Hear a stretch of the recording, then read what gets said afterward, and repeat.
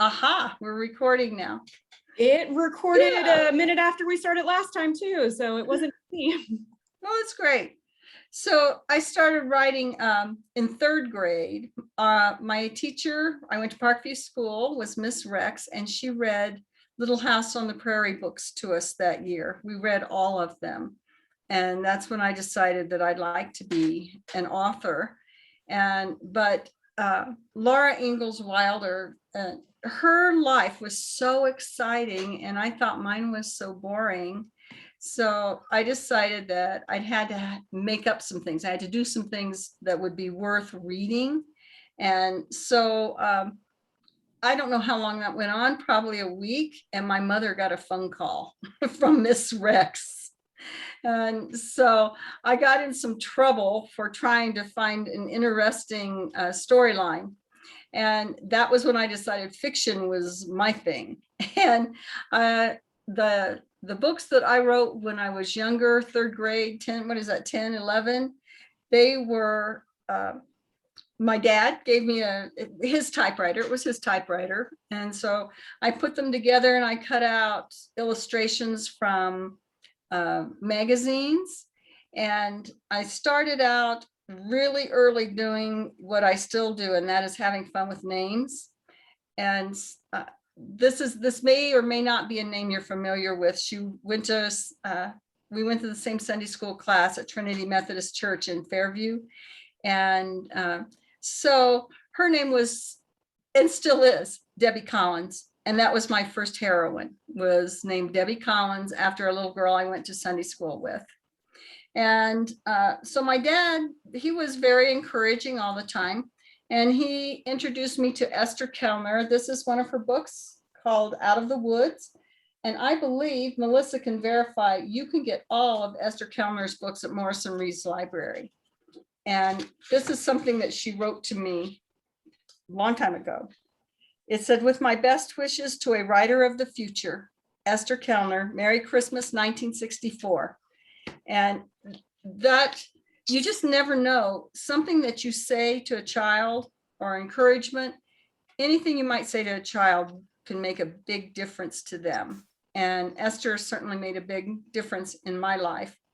And she gave me 2 pieces of advice when I was really young, and I remembered them. The number one thing was write what you know. And then the second thing was don't write anything you are ashamed of. And so I found out really quick that a lot of people do write things they're ashamed of. I was awarded a scholarship to the Indiana University Writers Conference when I was 15. And one of the writers there, one of the keynote speakers, was a gentleman named Jerome Widener. And I bought one of his books in the campus bookstore, and I took it to him and asked him to autograph it. And he was quite embarrassed. And he told me I did not want to read that. And I said, well, yes, I do, because I've met you. And he said, no, don't read it. Well, I did. And I found out why I was embarrassed. So there you go. But while I was also at the IU Writers Conference, I got some really bad advice. And that advice was, do not take any writing courses. Don't take any in college. Don't go to any workshops. That your writing is fresh. Keep it that way. You don't want to be formulaic, so don't do it. I believe that was bad advice because I followed it. And I think that I missed out on a lot of learning potential by doing that. So back in Richmond in 1967, I was still 15. And there was a little couple who walked around. They pushed a grocery cart. It was before, now that's not unusual to see some homeless people or people who are maybe have some mental issues. And these people were the only ones in town. And she would pick up something and look at it and throw it on the ground. He would pick it up, look at it, and sometimes he'd put it in the grocery cart, sometimes not. But you saw them every day all over town. And when I came back, they were gone. Didn't see them anywhere. Well, what had happened was the little old man had died, and the little old woman had covered him with newspapers, and this was summer, left him in their living room, and they were missed. And so the policeman who went to find out how they were doing, what was happening, discovered this gruesome scenario. And so I thought, what makes somebody do something like that? Why would this woman cover him with newspapers? What happened in her life? And I am not a psychologist, but I began to formulate a backstory. And I was still young. I was a teenager. This was in the late 60s. And so that was the beginning of my first novel. And then one of the things that Melissa asked me to talk about, I'm going to get my outline so I don't get off track here too much, was what's my Richmond connection? And the Richmond connection, I was born there, I was raised there, I went to all through school, through high school. I graduated from Richmond High School. After I went to college and I got what people would say is my MRS degree. I came home, I brought my husband with me, and I just love Richmond. And I know a lot of people who have left town and they've gone on to what they think are bigger and better places. And I never felt that way. I always loved the people. I always loved the people that I did know and did not know. People that I could read about in the newspaper, or I'd see them on the street, maybe run into them at the grocery store. I wouldn't know their names sometimes, but I knew who they were. And I liked that. So that's my Richmond connection. Then also both sides of my parents, my maternal and paternal families were in Richmond. My dad's family was there for generations. My mom's family came up from Kentucky, and that was in the generation before her. Her mother came up from Kentucky. So I really liked going to their houses, and I was fortunate. My mother and father both were very connected to their families. And so it wasn't unusual on a Sunday afternoon to go over after church to somebody's house and just visit. And it wasn't unusual in the Midwest anyway to drop in on people. And I like that. I like dropping in, and I liked being dropped in on. And I like to listen to their gossip, because especially in my mother's family, there was a whole lot of gossip. And I also enjoyed their idioms, things that your families probably have them too. I'm a going home, or come on over home, and just things that the way they would pronounce their words too. And so all of that was kind of stored away for later. So then the next thing that Melissa wanted me to talk about was the writing process, since some of you are aspiring writers, and you already know that I got some what I feel bad advice. So my writing process is probably a lot different than most writers, but I like Anne Lamott's mottos. She has a couple of them that I've really taken to heart, and she is an author. And one thing she said is, everything that happens is fodder for a story. And then another thing that she said was, and it goes back to Esther too, write what you know. If you think that you recognize yourself in somebody's novel, or I guess in my latest one, Smiles, then, and you don't like it, then maybe you should have behaved yourself. Now that is what Anne said, but I'm going to add to that, because I think that we live in an egocentric world. Everybody thinks that things are about them. And a lot of times it absolutely, most of the time, is not about you. And you just think it is. And but my feeling is, if that's true, what's written is not about you, but you recognize yourself and you don't like it, then you've got two things you can do. And the first thing is that you can own it, and you could maybe apologize or make it better, even if it's not about you. But the other thing you can do is you can make it better by changing the way you behave. So Anne's going to come up a little bit later, because right now I want to talk about capturing the story. And a lot of that I already mentioned when I paid attention, and I enjoyed listening to my grandmothers, in some cases great and great. I liked listening to their stories, and I really loved listening to the gossip. I wasn't supposed to. And, I was just this kid, and people think she's not paying attention to what we're saying. Oh, yes, I was.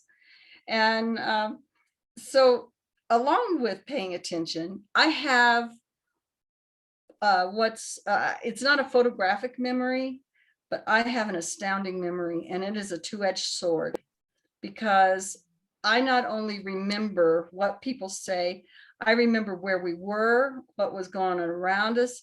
I remember how it made me feel. And so the reason it's two-edged is because I carry grudges. And that's because when I remember something, I remember how it made me feel. And so I usually don't have to take notes, but I would encourage aspiring writers to take notes.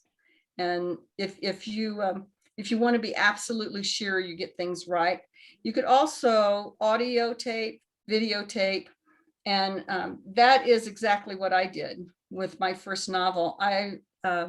It was in the 80s, 20 years after I wanted to write this novel about this little old couple. I went to my grandmother's house, and we sat in her kitchen, and I turned on the tape recorder, and as a result, I have these priceless cassette tapes.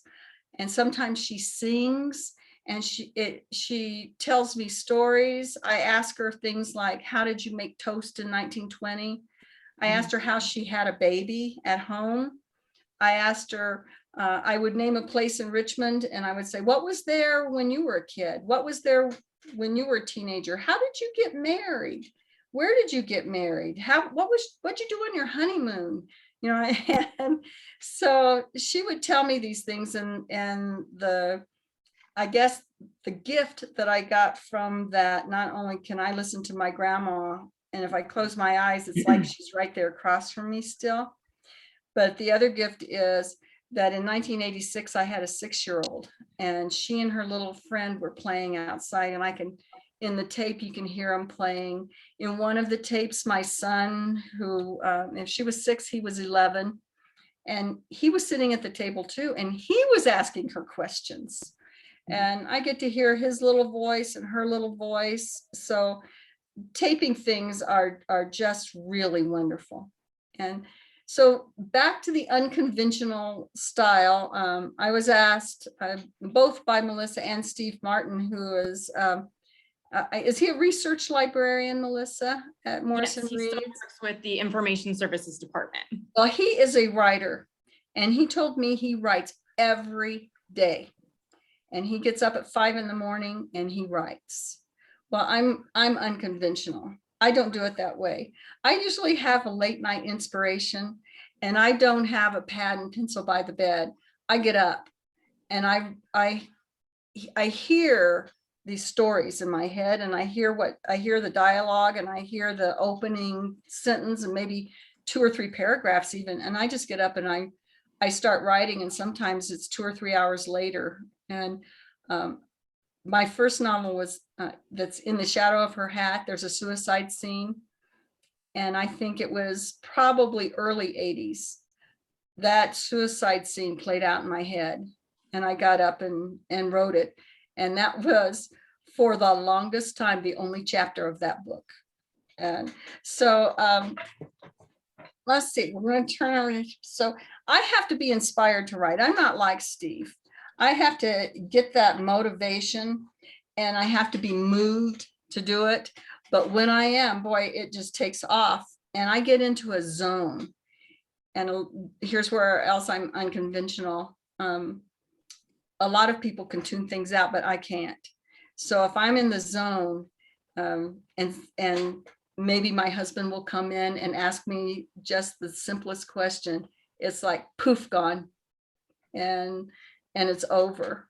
So, but there's another thing about the zone, is that a lot of times I will reread what I've written and I'll think, how did that get there?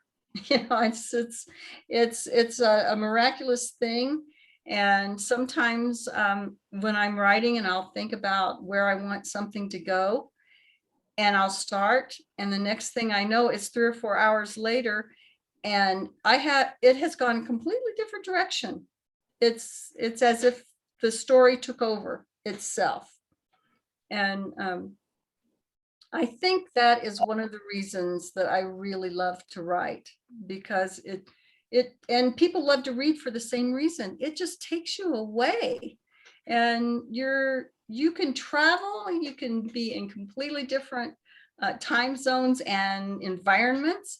I remember one time I was writing a story that took place in the Caribbean, and when I was finished, I went downstairs and the fellas were watching the Super Bowl, and that in Indiana, February, the first week of February, there was snow everywhere. And I was surprised. I was like, hey, I expected the big sunshine.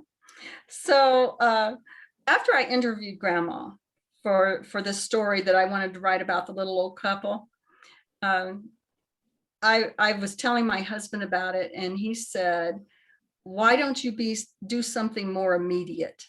Why don't you try to put that into something that you can make some money with right now? Because at the time we had 2 small children and 1 income.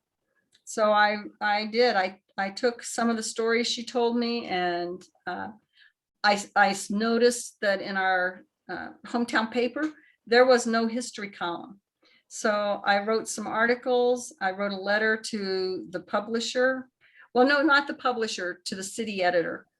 And at that time, well, he just passed away this week. So he was maybe 20 or 30 years older than I, and very intimidating. He was one of those stoic guys, and people who don't smile put me off, because I don't know what they're thinking. It's when you come from a home where the dad is always smiling, it's really strange to see a man who doesn't smile. But so anyway, he said, yeah, I like these. You write 4 more and we'll put them in the bank and we'll give you a column. And so his name was Emmett Smelser. And I have to thank him, because he was the first person who really believed in me. He gave me a writing job with a byline and a little picture, on my column. It was just something that I think I was probably my early 30s, and it was something that was magical to me, and then you get the newspaper and you open it up and there it is, something you wrote and other people are reading it. But that sidetracked me. And I went from the Palladium to other jobs and other businesses, always involving writing, but not writing my book. And so we're here to talk about smiles. And so I'll talk a little bit later about that first novel. But I worked sporadically on that first novel. And it wasn't until 2003 when my father died. And I had quit my job, and I was watching a whole lot of old movies and enjoying myself, but not doing anything productive. And after Dad died, I was watching an old movie one day, and I thought, what am I doing with my life? And the answer was easy. And my husband said, when I told him I thought I'd get back to that novel, he encouraged me, and we had 10 years of out-of-state tuition. And so I said, no, I'm going to have to get another job. And he said, no, write that book. And so it was my husband, Tom, who supported me and was willing to eat hamburgers. And I wrote the book instead of getting a job. And one of the things that I guess is interesting with writers, and maybe you'll know, when you write, it's you, it's from within. And I came to a place where I wasn't sure where I wanted to go with this story. And I dreamed about the protagonist, Asher. And Asher's the one that got covered with the newspapers. And he came to me in my dream and he said, you better get in there and finish that book. And I said, I just can't. And he said, we have to, because if you don't, I won't live. And I said, but you die anyway. And he said, yes, but at least I will have lived. And so I started again to write this book. And toward the end, my husband one morning said, I dreamed about Asher last night, and he saved that little boy that was drowning in the gorge. And I said, wow, that's really cool, but I don't think that happens in the book. And he said, well, what you don't understand is most people don't dream about characters, they dream about people. And he said, to me, Asher is a person. And that was so encouraging. So that was cool. And then another thing that's cool about writing is you can have fun with names, just like I did Debbie Collins when I was about 10 or 11 years old. And so most of the names in my books are people that I like. And so if you see your name in the book, then you know that I want to just kind of keep you there and give you longevity, even if nobody reads it, still it's there, your name's there. And so for America's Lottery Promise, which was what my book was called at the beginning, was I had a lot of fun with the names. I was real thankful for Google and for Steve Martin, the librarian at Morrisson-Reeves, because I would just call Steve and I just ask him, what happened with this? Can you find an ad for this or something? He was a wonderful researcher, and he was always pleasant, and his co-workers were always, and Google, if I wanted to know what the phase of the moon was, it was a snap. So maybe it was a good thing I didn't write this thing in the 60s, because it was real easy in the 2000s. So I finished this book, and then I went on search for an agent. And that is not easy, but it's well worth it. And I found a really wonderful one, and I see your, hi, Donna. And this is a picture of, this is my mom, and I'm using my grandfather's pen to sign the agreement, the contract that I have with Donna. It's with Park East Literary Agency, and that is my mother. So she lived to see one goal down. And so I finished, I found the agent, but it didn't sell. She was looking for a publisher for a long time, but I finished in 2007 writing, and I started immediately on Smiles, and that's why we're here today to talk about Smiles. I began Smiles in 2007, but there were lots of roadblocks in Smiles. One of them was my mother. She by then had dementia, and I took care of her from afar. And so a lot of my time was spent traveling back and forth and staying over with her at her apartment. And it was a real roadblock to anything I wanted to do. But also she was the whole time telling me stories. And one day I said to her, let's drive around Richmond and go look at every single house you've lived in. And before, her mind was completely gone. And I found it so interesting that every single house she lived in when she was a child, she would point at a front window and she'd say, that's where mom would sit, and she watched everything that went on in the neighborhood. She knew everything. So if you've read Smiles, you know that the mother in Smiles sits by the front window and she knows everything that's going on there in the neighborhood.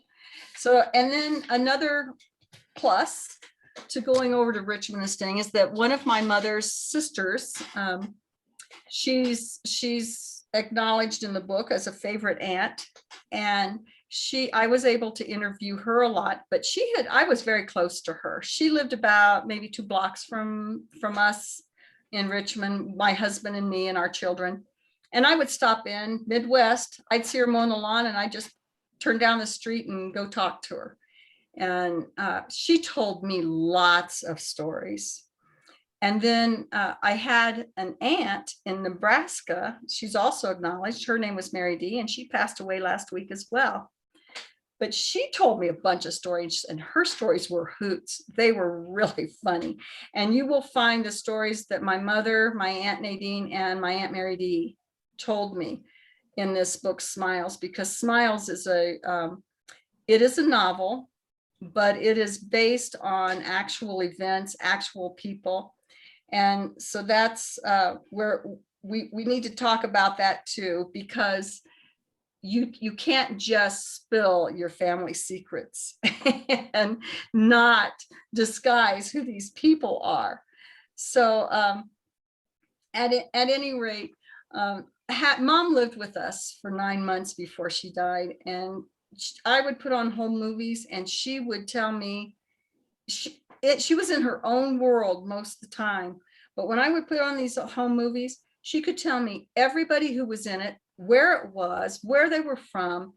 It was fantastic. And one of her hospice, I think it was either a nurse or the social worker, one day asked me if my mother was a good cook. And I said, oh yeah, she's a great cook, but that's because her mother raised her to be her comfort in old age. And so she trained my mother to work. She did the housework, she did the ironing, the laundry, and cooking, baking. So my mother's an excellent cook because her mother would sit, she had a rocking chair in the kitchen and she'd sit there and tell my mother what to do. And I looked at my mom and I said, isn't that right? And my mother said, yes, and criticized every single thing I did. And I had to laugh and I said, oh, that explains a lot, because my mother was very stern. My mother was very strict. And as much as my dad would kiss and hug and love and smile all the time, my mother was the exact opposite. And so I'm looking at my notes here so I don't get too sidetracked, but I decided that my mother had a really, really horrible childhood. It's in the acknowledgments of Smiles. I was one day interviewing Aunt Nadine, my mother's sister, and her, and I finally said, did you not have anything happy? No happy memories at all? And they both together said no. And I asked my Aunt Nadine, they called their father Mr. And their last name was Peyton, Mr. Peyton. And so I asked my Aunt Nadine one time, don't you have anything good to say about him? And she said, yes, he's dead. So they had this horrible, awful childhood, but as adults, it was party time. And so that's where I heard a lot of fun and a lot of gossip was a lot. They would have poker games and parties, and here were all these little kids running around and playing, but I was also listening to all this stuff that they were saying. So when mom lived with me, I decided I needed to document her memories and the things that she told me that happened. And some of them were just really, really sad. And so I began to write Smiles. And then their stories were so sad. And Dad's were so great. His memories were wonderful, but people who know my father and people who are from Richmond and they have this idea of him. He had also a childhood that was rather traumatic. His father drank, and his father was hard on him and continually told him he was stupid. And so my dad, as an adult, he thought he was stupid. He always thought he was stupid. And I could never understand it because he had a real grasp of people. He knew how they felt, how they were. He liked everybody. And if he would tell me something about someone that he didn't like, boy, I believed it, because he liked almost everybody. And I could take that to the bank. So, but while I was writing this, Smiles, and I started it in 2007, and Mom lived with us the last year of her life. She died in 2012. And I was bothered. I was bothered by the unhappiness in her family. And because the stories that she and my aunt told me, they're in the book, they're true, they actually happened, but I felt bad about them. So I put this book away for 5 years, until after she died. I put it away in 2012, I think. Yeah. And we moved here to Santa Fe. There was a big roadblock because I have 2 grandchildren here, and who wants to do anything but play with them? So that was a big roadblock until the pandemic. And my husband and I were one of the ones who we stayed in, and we didn't see our grandchildren. We would drop things off to them. We'd look at them through the windows. We would talk to them from the sidewalk. But I had all this time. And so I began to read a lot. And that's when I read Anne Lamott's, one of her books, where she said, everything is fodder for a story. And if you think you know yourself in there, you should have behaved better. And I thought, that was really freeing. I thought, hey, that's right. I'm going to get that book out again, and I'm going to finish it. And so that's what I did. I wrote during the pandemic. I wrote. And so we're going to go back to my agent when we were living here in Santa Fe, and that book had not sold, and she had done a lot of work. And so one day, her name is Donna, and she said to me, I think the problem is your title. You need to change that title. And she gave me some good advice, and I followed her advice, came up with the title In the Shadow of Her Hat. And I don't think it was very long. You can give me a thumbs up or thumbs down, Donna. I don't think it was very long before you found a publisher for that book. All because we just changed the title. And so we were living here. In the Shadow of Her Hat got published, and I had a lot of support from friends back in Richmond and people that I didn't even know, and it was a pretty good feeling. But one of the things about writing is you better love it, because if you are in it for the money, that's not going to be satisfactory for you. You're going to want to love it. So I'll go back to Smiles now. Most of it was written, and all I had to do was edit, and I added a lot of things. And all of these stories that Mom had told me all these years, I knew them, but writing them down and putting them in chronological order and seeing what was happening through the eyes of Theta, the main character. Well, there are 2, the Smiles, of course, and then Theta. This is their unconventional love story. here's this popular guy, really good looking, and here's this mousy little bookworm who wasn't allowed to have friends. She wasn't allowed to go over to people's houses. Her mother just had a fit when she dated, and she really only dated once or twice. And the book is pretty out there about her life. But somehow these two people came together. And so what was really wonderful about writing Smiles was it was really cathartic, because it made me understand my mother, and I think it vindicated her, and it also it allowed me to forgive her, because she was hard on me, very hard. It was I had a really horrible junior high years, because while all my friends were going to parties and doing all the things that junior high school girls should do, I was grounded a lot, and probably deservedly so many times, but a lot of times not. And she would find things for me to be grounded. She was my teacher one year, and I loved that class. It was speed reading, and I read The Robe, and I loved it. And she gave me a D. And in our house, if you got anything below a C, you were grounded for 3 weeks. And to this day, I know she gave me a D so that I would be grounded. But I wasn't allowed to shave my legs. I wasn't allowed to pluck my eyebrows. I wasn't allowed to go to parties. And she said to me one day when I did not make the honor roll, she said, "Why can't you be more like," and she named one of my cousins. And I wanted to say to her, "Why can't you be more like my cousin's mother?" But I did not say that.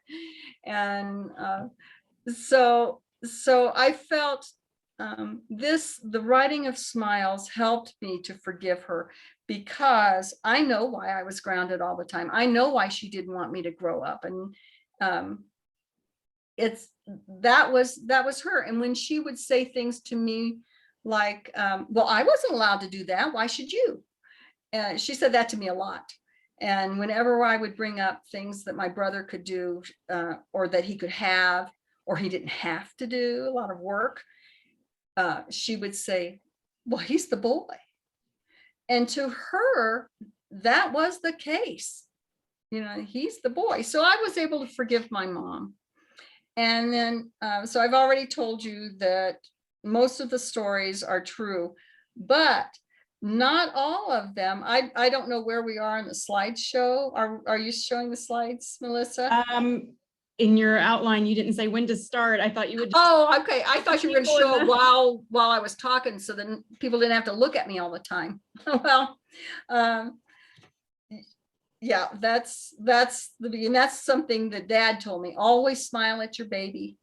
And he said, because if you smile at your baby, your baby will be a smiler, and people who smile are happy people. So that was part of his. But you may want to just start going through the, Melissa, so okay. Because we're kind of getting toward fiction versus fact in Smiles. One of the things that I had to do was I really had to disguise these people.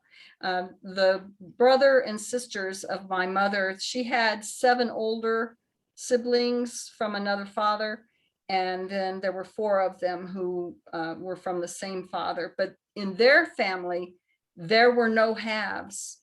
They were all together.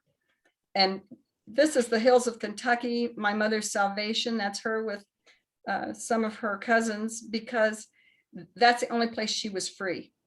At home, she had to work. She had to sleep in bed with her mother. And so I had to get permission from people to use some of the stories in here. And one of them, I think, is here today. I can't see everybody, but she said she wanted to tune in. She is the daughter of one of the Norfolk people that Dad went to their house, and he in the book he dates one of the sisters, but in reality he dated one of their friends.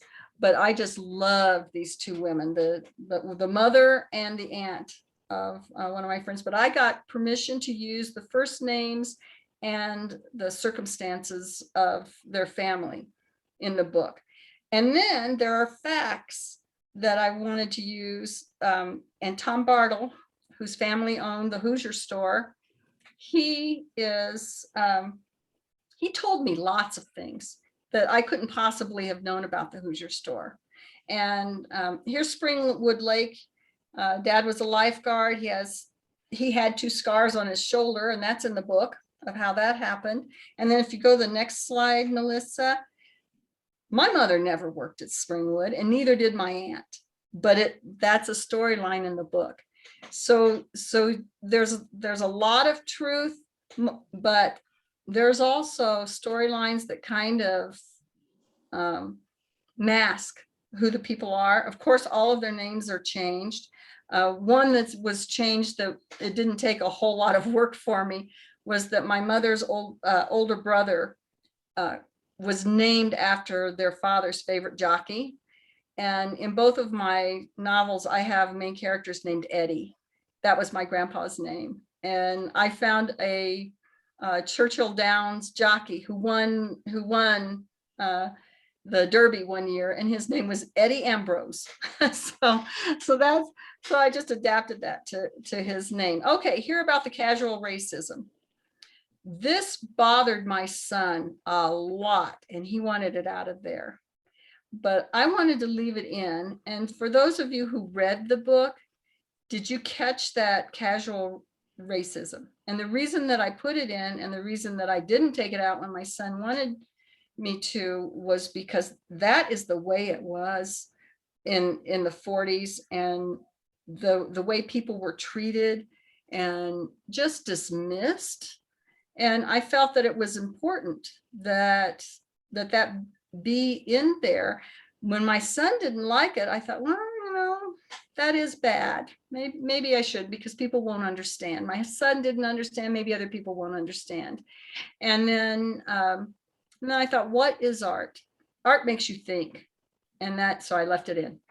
And if you caught it, good for you. If you didn't catch it, maybe you want to do some introspection and decide why you didn't do that. So in disguising the characters, I changed their appearances, I changed their names, I changed their entire lives. And a lot of the characters are amalgams. They didn't all do the same stuff. And so I was able to, stay true to keeping it there. This slide is Dad served on the boxing team. He wanted to end the war, and he finally, just exactly as it happens in Smiles, he quit the boxing team, and he was immediately sent to a new ship. It was just built. And I think if you want to go on, I don't think we've seen, that's where my mother sold tickets to pay for college.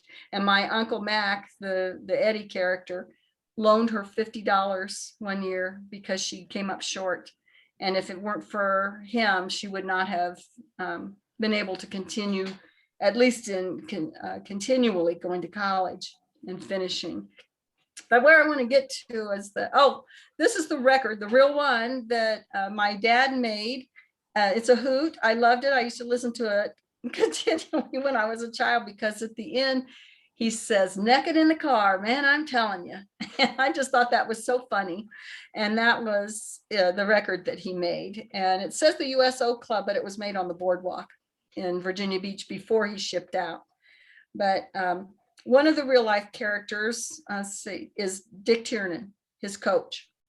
And the things that are in the book about Dick are true. But Dick's the one who told me, of course, I knew about the kamikaze attack on the USS Randolph because Dad talked about it a lot. And it's described as he described it to me in Smiles. But one day Dick told me that his mother had written him a letter and told him that Dad was on the Randolph. And so Dick he knew it had just come into, it wasn't port, they were anchored out. but he knew that the crew would get leave. And so he was kind of hanging around on this pier. And he was laying there kind of watching for Dad to come in, and he saw the kamikaze hit the Randolph.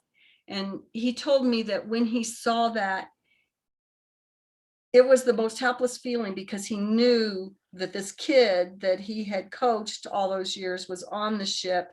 He didn't know if he was okay. There wasn't anything he could do about it, but just watch it burn. And this gymnasium is named after Dick Tiernan. And anybody in Richmond, everybody in Richmond knows Dick. And I used to say, boy, he gives me hope for Tom, because he was handsome to the end. Dick Tiernan was. So anyway, I finished Smiles. You can just go ahead and flip through those, I guess give people time to read them, because you're going to want to get to the In the Shadow of Her Hat. So I think I sent this to, we want to read this. This is my literary agent Donna's dad. In the book, Smiles saves a child in a fire and then very quietly disappears. And that is what her father did. She told me that story. So I made a storyline in the book where Smiles goes to the Hoosier store and buys a new suit. And the suit was brown, because I think that was Donna's dad's suit was brown. And he rescued this child in the fire and ruined his new suit. And so that's what that story is. Dad did not do that. And it was a pleasure to do that. In Smiles, people get to see, the readers get to see Dad's first gig as Santa Claus when he was 16. And he was Santa Claus every single year, almost until he passed. And he never took any money for it until he got to be really old. And he was Santa Claus at Elder Beerman, which was a department store downtown. And he had to take a salary, I guess, or paycheck for that. But this picture was taken at Green Acres. And if you've read In the Shadow of Her Hat, Virgie Gabbard, who had the school for the mentally challenged in her garage, she was the one who had Green Acres, is there in Richmond to this day because of Virgie Gabbard. And Dad and I were doing a Christmas party for the children at Green Acres that night. And so he loved playing Santa Claus. So these are people and places that are found in The Shadow of Her Hat. This book, all of the stories were true. This is another one of my real life names. This is my great grandmother, America, and the girl in Shadow's name was America. I had one person ask me to put their name in the book, and his name is Jay. And originally that character's name was David, and I changed it to Jay because my old high school friend asked me to do it. And so we did. So these are places in Richmond. I don't think there are a couple of pictures of real people coming up here. I see, I don't see her now, but I saw her earlier, the great granddaughter of one of the people. I have his picture here. And he was a real person, and I put him in there. These houses in Northeast Richmond have these great big long steps. I put those, that's in my mind, that's where Mary lived, because it's near the railroad track where the Irish worked. And so a lot of it, and there he is, Shorty Jessup. And my mother told me one time that Shorty was such a respected man. He, I can't remember now if he owned the Malibel. Maybe Anne can tell me if she's still here. She can write it in the chat. But he was their boss at the Malibel, at the foundry. And my mother told me one time that my grandma and grandpa never made a decision without asking him first. See what does Shorty think? So anyway, let's see. We'll get back. Smiles. has been given to Donna. This one's already been published. And then this is where I want to tell you that I have kind of a sad story in the shadow of her hat, because that was when I found out that the author does not own their work anymore. When a publisher has your work, it belongs to them. And that was kind of a hard lesson for me to learn. And but you know, it's good if you want to have a publisher, you get an agent, they'll work for you. But that's one of the things that I learned about protecting yourself. My publisher and my agent did not do this to me, but I recently found out within the last 3 weeks that a former friend stole my work, and she stole it pretty good. So my advice to you, if you are a writer and want to be a writer, is copyright your work. Don't show anybody your work, even after it's copyrighted, because, and especially don't give it to them in written form. They can take it. And so that's just word to the wise. And I learned it the hard way. So I won't do it again. And I am working on a new book with a researcher who's doing a fabulous job. I see her there. And to her credit, she has not asked to see the proposal, and she has not asked to see the work. And I think she knows it's just safe with me. Park East Literary Agency has seen it. My husband has seen it, and that's it. And nobody else is going to see this until it's published. So another thing that you need to know is that when your agent finds a publisher, they take a pretty large percentage. It's just common. It's not anything that happened to me. That's just the way it is. And then of course your agent takes a percentage. And then the sad story with In the Shadow of Her Heart is that my publishing house went out of business and filed bankruptcy. And so it was kind of, you know, lost. I had the option to self-publish or stay with her and she would find another publisher. And I made a dumb, and she knows it because I've apologized and I've told her. That was one of the stupidest things I've ever done, was I self-published In the Shadow of Her Hat instead of being patient and waiting for her to find a different publisher. This is one of the things that I've always been very, very proud of my grandma. And she started working at the foundry when she was 17. And that would have been 1918. In 1954, she decided, hey, why am I not getting men's wages?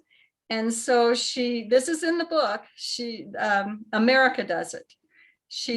One day she went in and she just sat down, and my grandfather came in and said, Dorothy, why aren't you working? And she said, I'm not gonna work until I get men's wages. And so he went and got Shorty, and Shorty came out and said, Dorothy, what's the problem? And she said, I'm not going to work until I get men's wages. And Shorty said, according to my grandmother, he said, okay. And he turned around to walk back to his office, and that made Grandma so mad, because she could have had men's wages who knows how many years before. And then so she said she yelled at him as he was walking away, and she said, all right, I'm not going to work until every woman in this plant gets men's wages.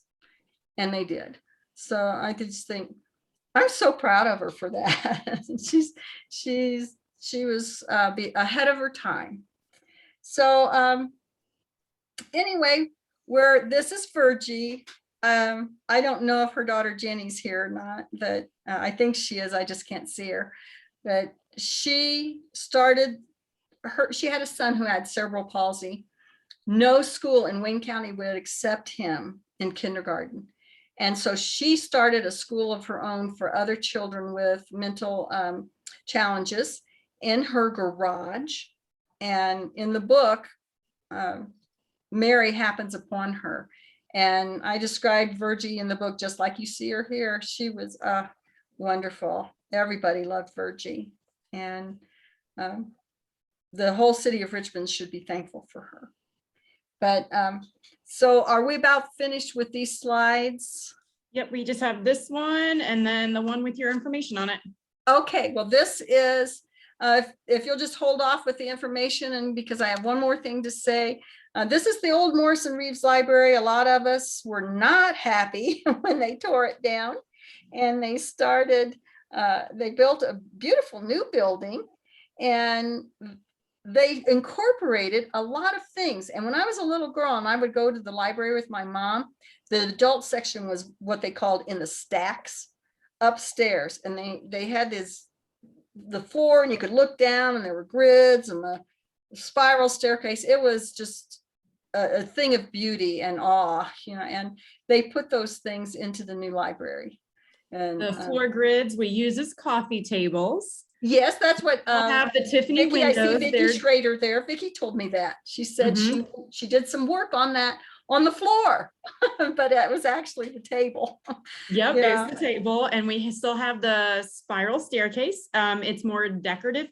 People can. Yeah, it's in the research see it. department, right? Not quite. It goes into a staff work area, so Oh, good. you can see it on the main level and look down it. They just can't walk on it. It's not stabilized for use like that, but we do use it as a historical decor piece. So that's great. Yeah. So the library is really central to our community, and that's in the book, the librarians missed them, but in actuality, the people at the city building missed them and sent the police to find out where they've been, and they didn't have to get real close to the house to realize what had happened. So I'm ending with the thing I told you, don't write for the money. And what I wrote, what I like to write for is to connect with other people. And so I'm going to read some constructive criticism that I got for In the Shadow of Her Hat. 2 chapters, number 23, page 217, check your spelling. Also, page 319. And then it goes on and says, a wonderful piece of work. I thoroughly enjoyed it. Keep it just the way you have it. It's priceless. Love, Mom. So there you go. And that's a question from our audience. Yes. It's how do you stay motivated to write? Well, deadline. I used to have a little pad of sticky notes, and it said, before I can get started, I need a word of inspiration. Deadline. And if I don't have a deadline, I'm not inspired. It just, it has to. Usually I'm laying in bed and I'll hear this story in my head, but that's it. So do you write out the story or do you type it out? I've always written on either a typewriter or a computer. I'll just tell you a little aside story about my dad, that he had this old manual typewriter and I wrote on it.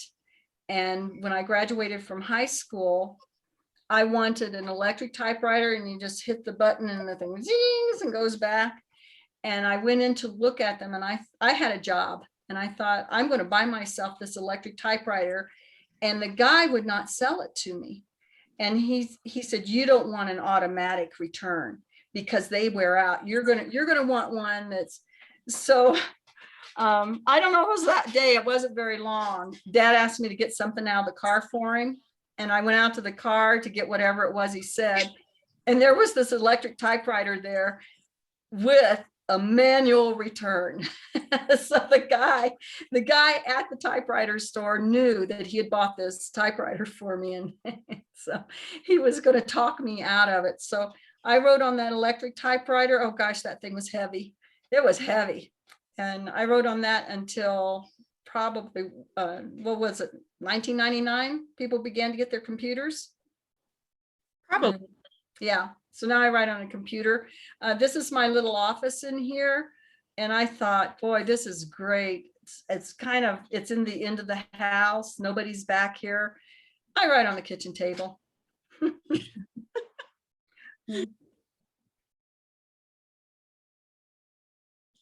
We've got another question coming in.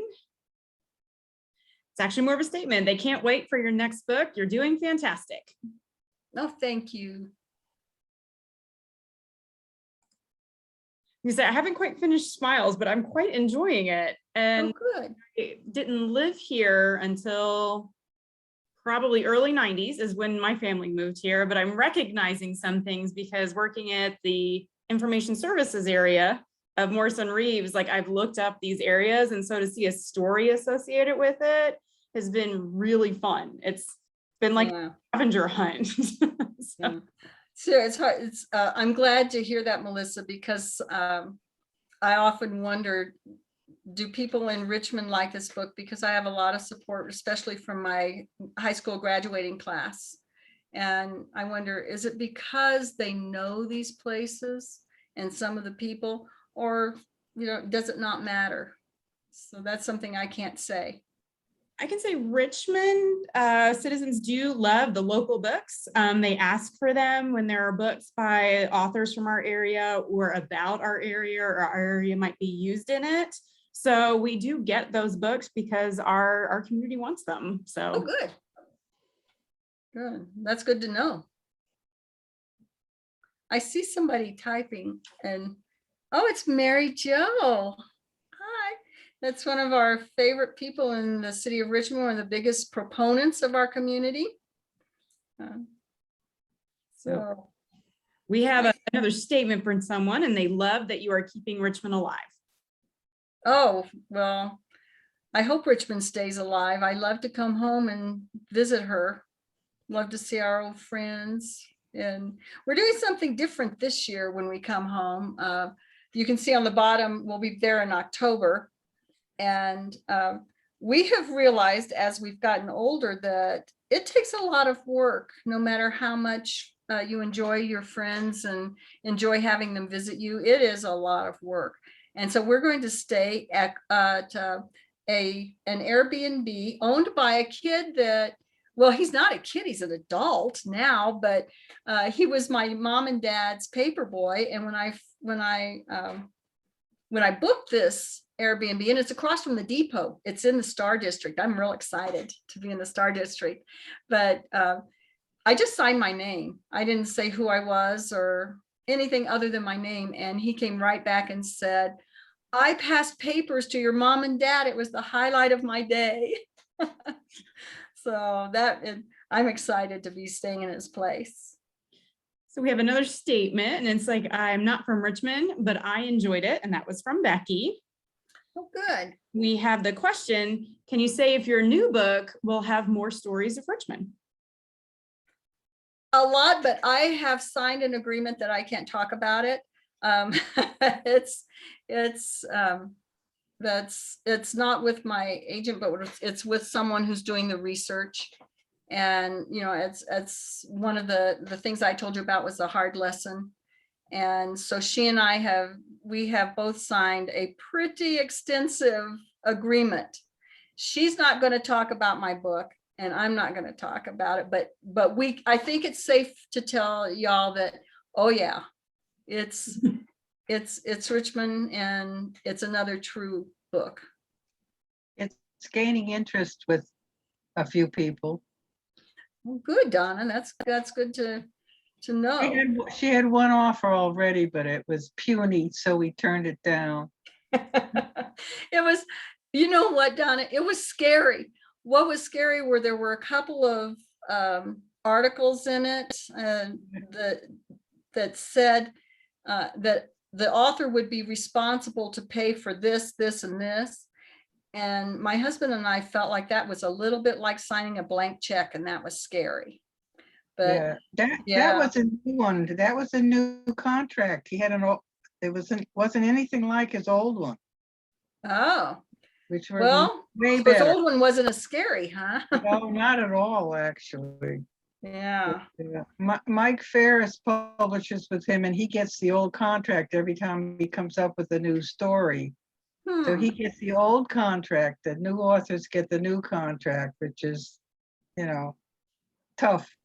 Well, one of the things I want to say about the agent, if you want to publish with a publishing house, you really must have an agent, and they work for you and work hard for you. And you give your book over to them, and you can kind of sit back and maybe go to the pool, and she's working. And so what I like about my agent is that she's forgiving. When I decided to self-publish that book, she was very forgiving and took a look at Smiles. And I was so grateful. And beyond that, she gives good advice.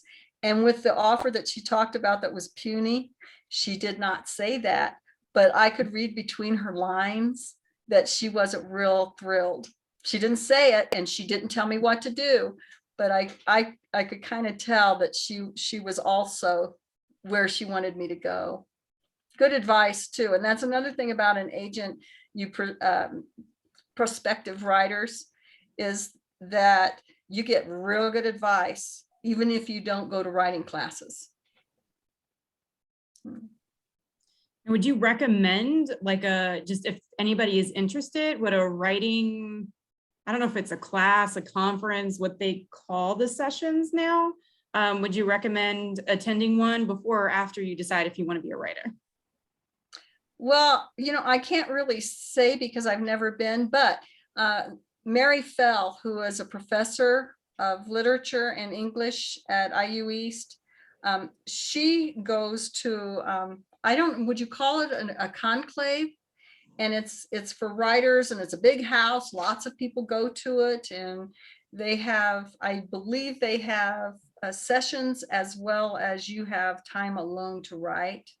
And so I've always felt after I flunked out of college, when I got my MRS degree, my mother really liked that. And, I thought, why didn't I go to any of these conferences? Why didn't I take writing classes? Why was I taking square dance? And I think that was my whole problem. But you would have to ask a writer like Mary Fell, or maybe an agent like Donna, if they would recommend going to the conferences, because I don't know. Another question that came in from your response there is, would you go to a writing conference now? Yes, I think I would. Yeah. It's, when I flunked out of college, I used to have college dreams. And it was because I didn't finish. Now, I did finish when I was 47, and I'm glad I did. But, I missed all that stuff, all of that young people things. I was a non-traditional student, but I loved it. I loved going back to school. I think there's an appreciation for some of those students. I've taught a class, and there's just an appreciation with the non-traditional students that you don't. Yeah. Well, one of your research librarians was in one of my literature classes. And yeah, so I don't know if he didn't have a degree or if he was just taking the class. But one time when I was in the library, I was really surprised to see him. I'm not going to say his name. It might embarrass him. But oh, that's awesome, though. See, yeah, you can ask Steve. Learning, that's our motto. We ask Steve Martin. Learning. He knows who it is. Because I said to Steve, what's he doing here? Hope you enjoyed an evening with Mary Ellen. Her book can be bought at the Welcome Center here in Richmond or on Amazon.com, as is in the slide right here.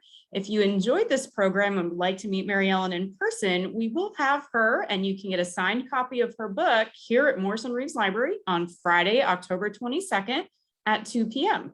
So please check our calendar of events for future in-person and virtual programming. Thank you, Melissa. Thank you, Mary Ellen, Thank you, everybody. for doing this I wish I was there to presentation. Thank hug you you. for attending. And it looks like we might have another question. Oh, we have a see you in October.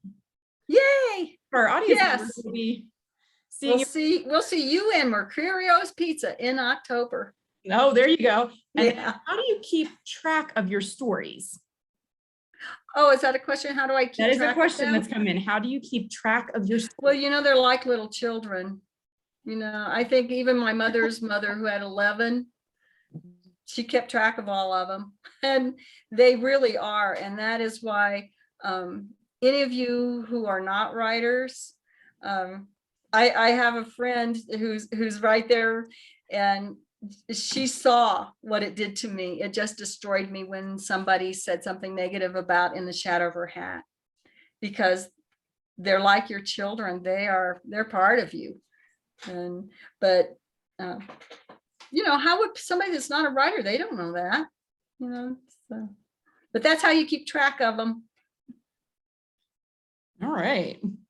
Well, again, we thank you, Mary Ellen, for agreeing to meet with us and do this program. And we hope to see you and everyone on October 22nd.